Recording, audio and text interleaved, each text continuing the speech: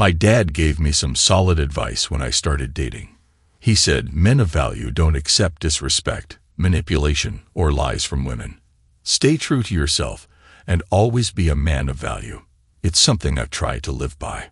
So there I was, talking to my wife. Abigail, there's been a change of plans. The merger meeting got moved up, and I have to leave tomorrow morning. I won't be back until late Sunday. I get how important this wedding is, especially since you're the maid of honor, but I just got promoted to CFO. Missing this meeting isn't an option for the company or for our future. I'm really sorry. She didn't take it well. Are you serious? We've been planning this for so long, and now you're canceling at the last minute. I'll have to go alone. Do you know how embarrassing that'll be for me? Can't someone else take your place? Abigail, this deal's worth over $2 billion, and I'm leading it. We've been working on it for the past year, and no one can step in for me. A lot of people's jobs depend on this deal going through. I know it's tough, and I'll make it up to you with the bonus from the deal. I understand why you're upset, but there's nothing I can do. I'll be back Sunday. She was furious. After that conversation, she stopped talking to me and told me to sleep in the guest room. No intimacy, no closeness before my trip. That was unlike her. This coldness, this anger.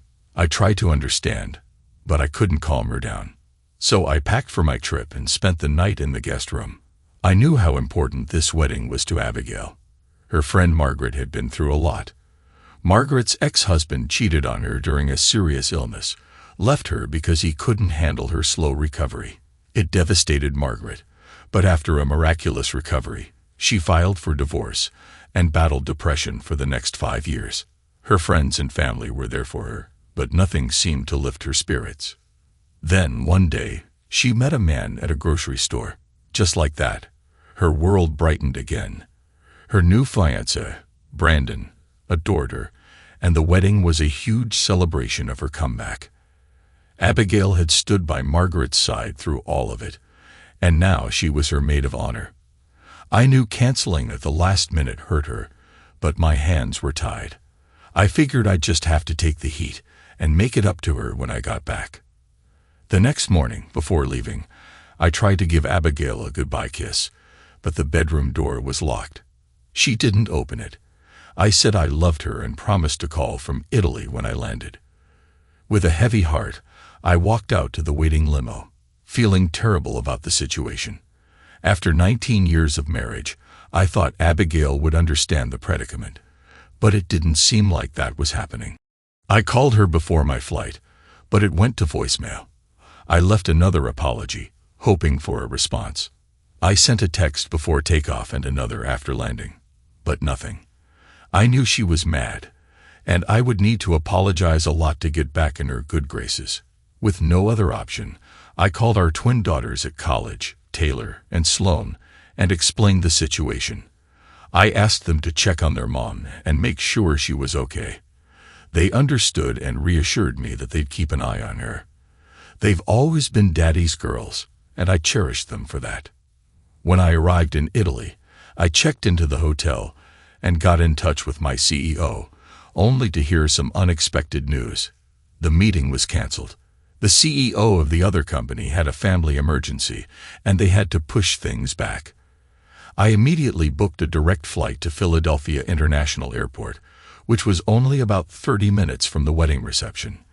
The reception was set for 7 p.m., and I figured I could make it by 9. I hoped showing up would make things right with Abigail. After landing, I grabbed a rental car, and the GPS led me straight to the venue. I got there just after 9, and the place was buzzing. Music, dancing, drinks. Everyone was having a great time, and some folks were clearly having a bit too much fun. I felt relieved to be there, even though it had been a long day of travel. I grabbed a double bourbon from the bar and started looking for Abigail. It took a while to spot her among the crowd of over 200 people. As I sipped my drink and scanned the room, memories of our time together came flooding back. Abigail is 5 years older than me, and when we met, she'd just gone through a divorce. Her ex-husband, Dr. Edward Walker, had cheated on her with a nurse while doing his residency. That betrayal hit her hard, both emotionally and financially. She was a waitress at the time, working hard to make ends meet, and when I met her, despite everything she'd been through, I saw something special. We've been married for 19 years, and we've raised our twin daughters, Taylor and Sloane, with so much love. We've built a life together, and Abigail always appreciated how straightforward and loyal I've been in our relationship. We often talked about how important loyalty is, and I admired her for leaving her cheating ex. That resilience was something I deeply respected. Our marriage had been built on trust and commitment, and I thought it was rock solid. Then I spotted Abigail. She was sitting with Edward, her ex-husband. I knew he was friends with Margaret, but I hadn't expected him to be here, especially not without his wife. It took me by surprise. Feeling drained from the travel, I stood back for a moment, watching them. They looked pretty friendly, considering their history. Before I could move closer, Abigail stood up, took his hand, and led him to the dance floor. She looked incredible in her ivory dress, and I hoped this was just an innocent dance. But as they moved through several slow songs, I couldn't help but feel uneasy. Abigail had been drinking. I could tell from her flirty behavior. Normally, a few drinks made her more affectionate and playful with me, but seeing her like this, dancing with another man, especially her ex, was unsettling.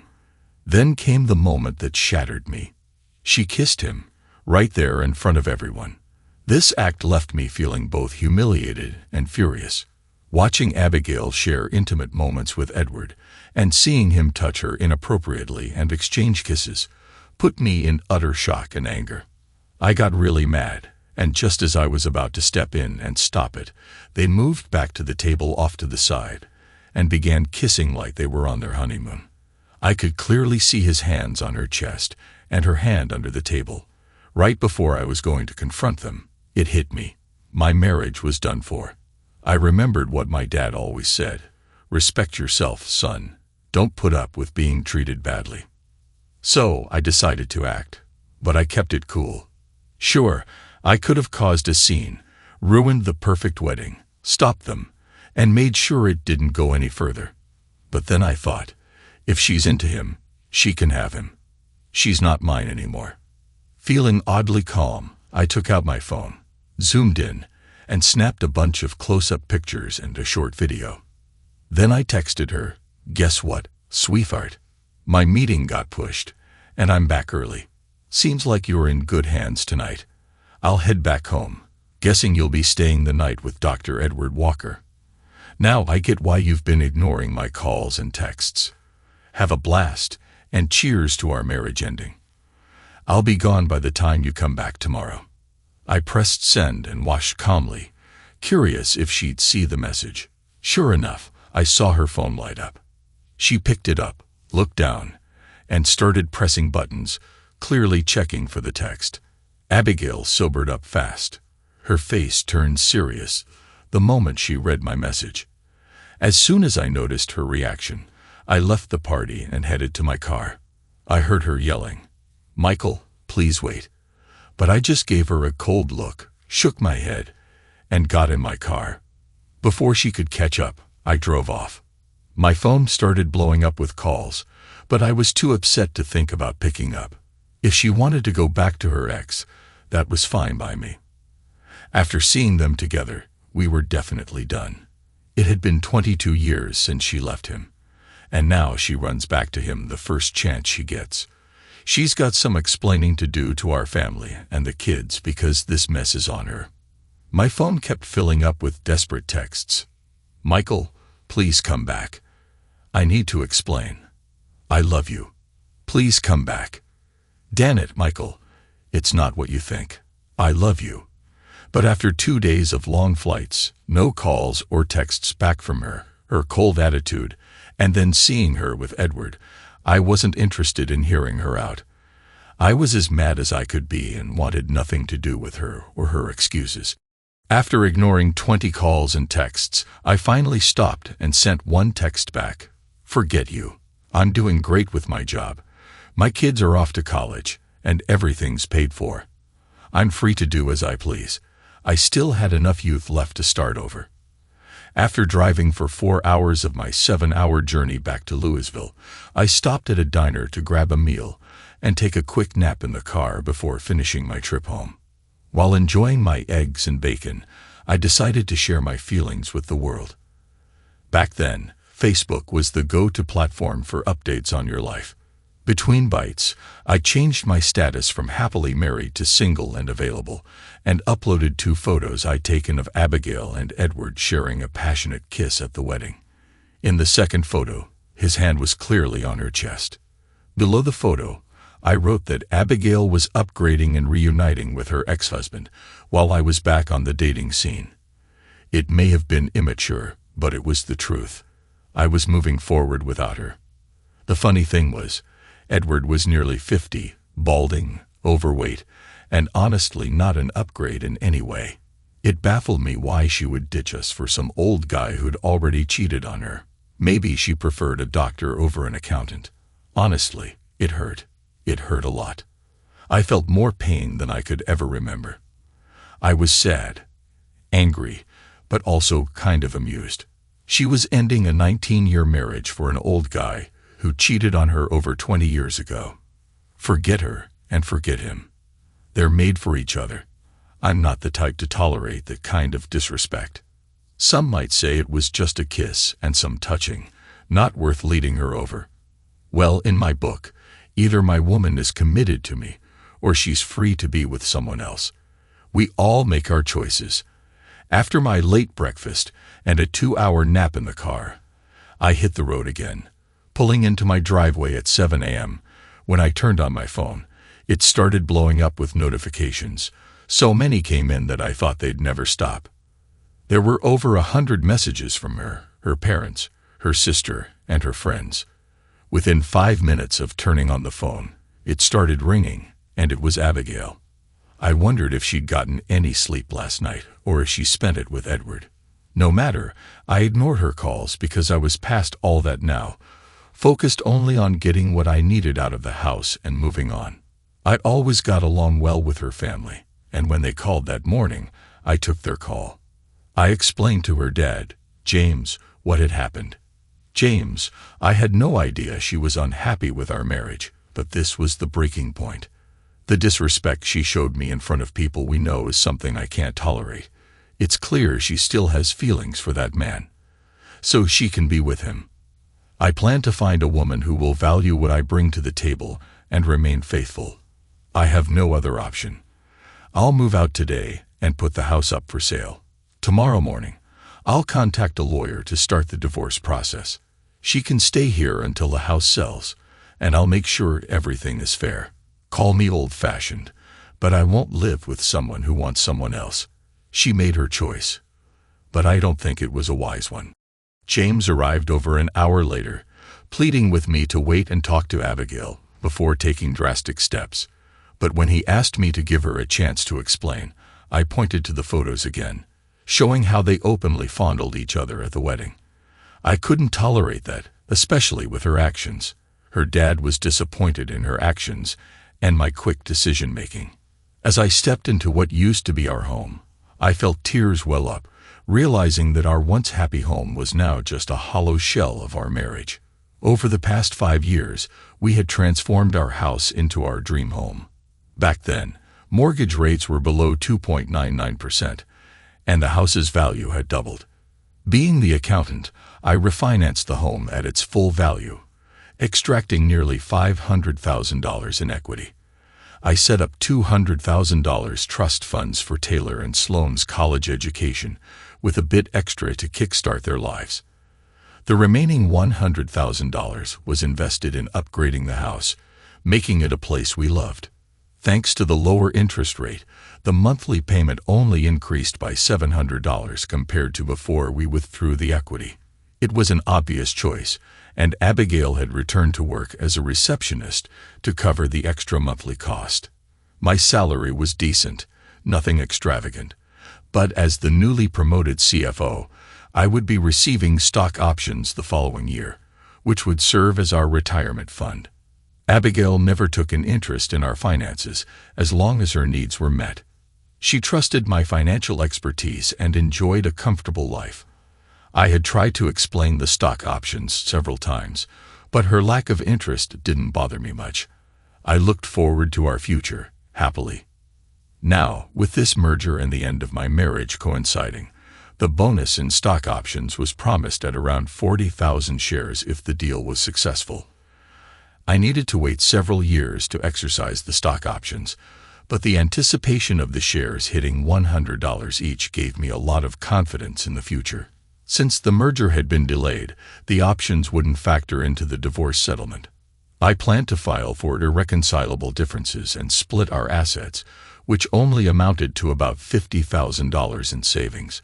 We'd divide the proceeds from selling the house, but since it was heavily mortgaged, there wouldn't be much to divide. At 44, Abigail would leave with her car and about $25,000. If she had stayed faithful, she could have enjoyed a loving life and a secure future. But now my anger and humiliation overshadowed any affection or memories I had for her. All I wanted was closure and for her to understand the magnitude of what she had lost. I hadn't seen Edward in 20 years, and seeing him again brought back a flood of memories, both happy and sad. He used to be her husband, and they had a good relationship until he was unfaithful, which ended their marriage. They had been close, but from everything Abigail told me, he was never as special to her as I was. I, Michael, was her current husband, a more attractive man, a wonderful partner, and I had no doubt she truly loved me.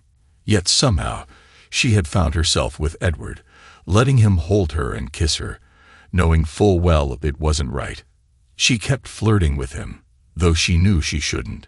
She had too much to drink, and was upset that I wasn't there with her. She should have stopped, but it felt good. Edward still seemed like her perfect match in some ways, and she thought a little harmless flirting wouldn't hurt. After all, he was single now, and I hadn't rearranged my plans to join her for this important wedding. She thought she deserved some enjoyment. When Edward kissed her again, she felt happy.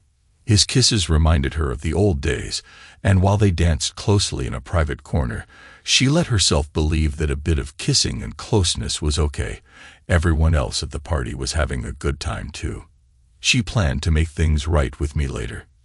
Then came the text. Her phone buzzed, and she assumed it might be me checking on her. The message made her panic. I told her I was there, and she knew she was in trouble. She couldn't see me at first, but figured I was leaving. Abigail freaked out, realizing she had to explain herself before it was too late. In a rush of confusion, she made up an excuse to Edward about needing to use the ladies' room and hurried out of the wedding. Her heart pounded as she spotted the exit door swinging shut. She raced down the hall, her high heels clacking against the floor. When she saw me, Michael, she knew. I had seen her with Edward. She called out, begging me to wait, but I didn't respond. I got into my car and left without a word. She tried to follow, but it was too late. My car was already pulling away. Now she's sending me call after call, text after text, but I haven't responded. She's devastated, and she's right to be. She knows why I'm ignoring her. After sending another 10 messages, she finally got a response from me. Forget you. 2 of her friends found her later, kneeling outside in the cold, trying to piece together what had just happened. They were both shocked by what she had done and worried about the future of our marriage. They knew me well enough to understand that I wouldn't let this go easily. The next morning, back in Louisville at 10 a.m., I was packing my things. Sitting at the kitchen table, I savored one last cup of coffee in the house we had made into a home. I felt a mix of sadness and anger. When I finished, I left the empty cup in the sink and wrote a brief note for Abigail. In it, I instructed her not to call me and told her we'd talk once the divorce papers were ready. I didn't even sign it. I just left my wedding ring on top as a final gesture. Before leaving for the last time, I opened my laptop, divided our funds, and canceled our joint credit card after clearing the balance. From now on, she'd be responsible for herself. If she contested the divorce, she'd have to handle all the bills alone. There was no way she could manage the mortgage and utilities without my help. The house would sell quickly at the right price. It was in demand. If she agreed to the divorce, we could end this failed marriage swiftly, and she could return to her beloved Edward. I drove away from what was once my sanctuary and into an unfamiliar, dark new world. Later, I heard from friends at the wedding that Abigail had been devastated after I left. She couldn't stop crying and eventually passed out from drinking too much and crying herself to exhaustion. Her friends were worried and felt bad for her. They tried to reach me multiple times, leaving voicemails and texts, hoping I'd come back and stop her from ruining the wedding reception. They took her back to her hotel room, put her to bed, and checked on her several times throughout the night. When she woke up the next morning, reality hit her hard. She realized what had happened and immediately tried calling me, begging for forgiveness, asking me to call her back. But after witnessing her actions, I wanted nothing to do with her. I ignored every attempt she made to reach me. Sunday morning, I woke up with a terrible hangover and the looming fear of divorce hanging over me. I flew home at noon, and my dad picked me up from the airport. I later found out that Michael had called my dad earlier to let him know he couldn't pick me up himself. From the worried look on my dad's face, I must have looked terrible. My dad was my rock. So when I saw him, I ran to him, crying on his shoulder.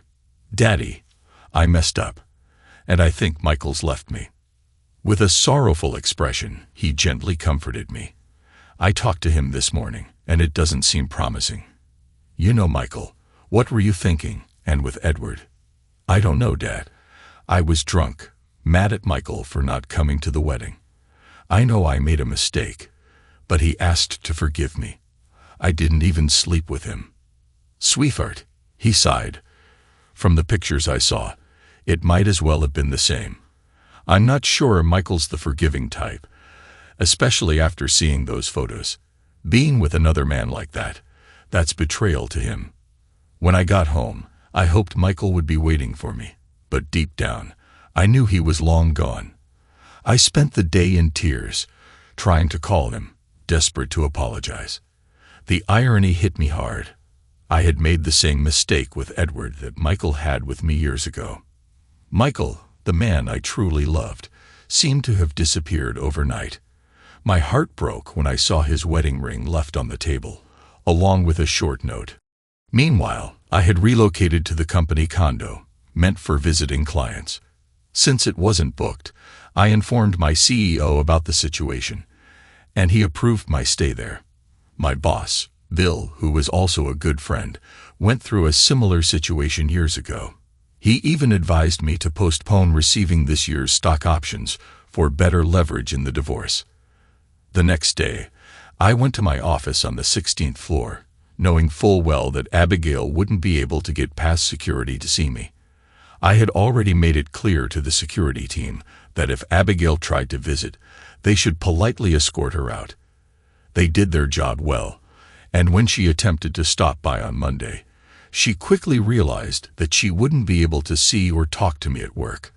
Despite her efforts, I was determined to have no contact with her. She was left in the dark, not knowing where I was staying and unable to reach me by phone. Feeling isolated, regretful, and fearful about what lay ahead, she had no choice but to sit with the consequences. Amidst all this, my daughters, Taylor and Sloan, reached out to me in a panic, urging me to speak with their mother. I explained to them firmly but calmly that their mother had chosen to be with someone else, and to me, that act was a clear betrayal. I made it clear how seriously I take trust. Before they could argue, I emphasized that what their mother did amounted to breaking our trust. They understood my stance and respected my decision. I wanted them to see that their mother's choices had consequences and that our divorce was inevitable. However, I reassured them that I would always be there for them and that I wanted them to remain a part of my life. I also imparted a lesson, hoping they'd remember to always respect their future spouses and understand the gravity of betrayal, because many wouldn't tolerate such disrespect. After I shared a post on Facebook, a lot of unexpected things happened. Friends and family started calling, wanting to know what was going on. But something else happened too. I suddenly became very popular with women. I began going out with women who were younger than me, full of energy and excitement, something I hadn't experienced in years. The constant complaints and negativity from Abigail were replaced by exciting dates, affectionate text messages, and attention from women who were just looking to have a good time. A month after that post, I met Julia, who would later become my wife. We hit it off immediately and became a couple soon after my divorce with Abigail was official. Abigail wasn't happy when she found out about my new life. She was mostly mad at herself, but also jealous and upset that I didn't give her a second chance before moving on. I refused all her attempts to meet up, only dealing with her through our lawyers. Eventually, we sold the house. After paying the real estate agent and other costs, there wasn't much money left, less than $11,000 in equity. I decided Abigail should have that small amount. Her lawyers worked hard to get a share of my future earnings, but the court ruled that they couldn't base the settlement on what I might earn later. Instead, they used my average income to determine how much I should pay. Since Abigail had a job, paying alimony wouldn't be too hard. In the end, I agreed to give her $2,000 a month for 2 years. It wasn't a huge amount, but enough to help her get by until she could stand on her own again, or until she found someone else, which clearly wasn't going to be me. In the years that followed, Abigail and I never spoke directly, only through our lawyers. She moved to Milwaukee and joined a support group, eventually living with Dr. Edward Walker, with whom she had grown close. She wasn't the same happy person she had been with me. She realized too late the cost of her actions, driven by anger and selfishness. She knew what my reaction would be, but she still made the poor choice. While she hadn't been close with Edward that night, she acted as if our marriage didn't matter, as if she were single again. At our daughter's graduation 3 years later, Abigail met my new wife, Julia, who was 28 and pregnant, and our 1-year-old daughter, Eva. Abigail, now 47, looked much older, and Edward, who had come with her, hung back, sensing the situation. Later, Abigail managed to speak with me alone. She wanted to apologize, filled with regret for her actions, and for the life we could have continued to share. She acknowledged the mistake of risking our perfect life for nothing. I told Abigail that I had forgiven her. While I never expected to find her in someone else's arms, I thanked her for the good times we had, for our 2 wonderful daughters, and for the love we once shared. Her actions, as painful as they were, had led me to Julia and a new family, which helped me move past my anger. I advised her to focus on her future and assured her that our past was behind us. I wished her well and expressed hope that we could continue to see each other at family events. At that moment, Julia joined me, holding our daughter in her arms, and I introduced them to each other. The difference in their ages was obvious. Abigail, at 47, could easily have been mistaken for Julia's mother. This realization deepened Abigail's regret for the choices she made, the love of her life lost over a single night of anger and selfishness. Over the following decade, our paths crossed again at our daughters' weddings. Abigail remained unmarried, but continued her life with Edward, who was kind to her. However, seeing me with my new family and our young daughters stirred up old, fond memories for her. The happy life she once had with me was now just a memory, leaving her to live out her days filled with regret for the love and happiness she had lost. In a twist of fate, that summer, after cashing in my stock options, I bought back the old family home when it came back on the market. My entire family and friends, Abigail excluded, were thrilled that the house filled with so many of our memories was ours once again. My daughters especially enjoyed visiting, reminiscing about their childhood in that loving home. It's unfortunate that Abigail chose a different path. She would have cherished continuing the life we once envisioned together. Nonetheless, life moves forward, and I'm enjoying building a new life and creating new memories with Julia and our daughters. It's a lesson learned. Before you decide to wrong someone, be sure you'll never need them again. Thanks to everyone who took the time to listen to today's stories. If you enjoyed it, please consider liking and subscribing if you haven't already. Feel free to share your thoughts on the events in the comments below. Take care.